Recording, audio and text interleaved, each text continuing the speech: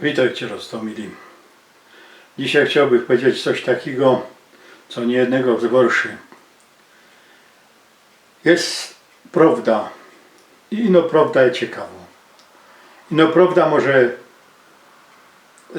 Cię wyzwolić, prawdą i drugą jestem ja, mówił jeden rektor 2000 lat temu, do dzisiaj uznawany za Boga. Ale prawdy, jakby nie wejrzeć, nie mamy.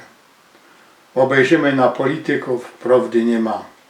Obejrzymy na biszopów, tam też często prawdy nie ma. Obejrzymy na tych, co namawiają nas, co by my walczyli o to czy o tamto, ale oni też prawdy nie pokazują, albo przynajmniej nie całki. I trzeba jeszcze podać jedno, że za prawdę niektórzy ludzie umierają. Bez to wspominamy 20 tego miesiąca Wielkiego Ślązoka Teofila Kubki.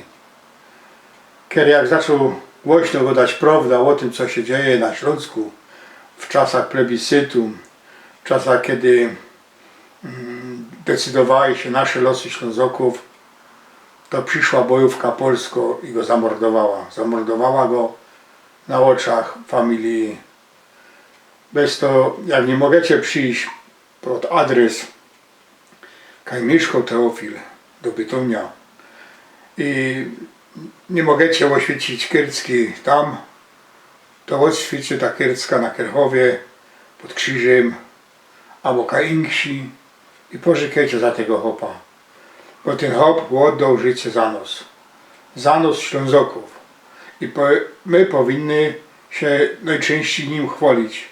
Nie roztomaj tymi inkszymi, co nam tu wciskają Poloki, jakimiś, powiedzmy sobie, tego terrorystów.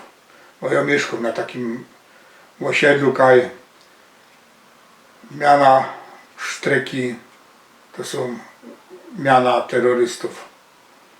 No, ja mieszkam akurat nie na taki, bo ten Latka Konstanty nie brał udziału w powstaniu śląskim i nie był hacharem, ale ta całka reszta to byli po stronie bezprawia.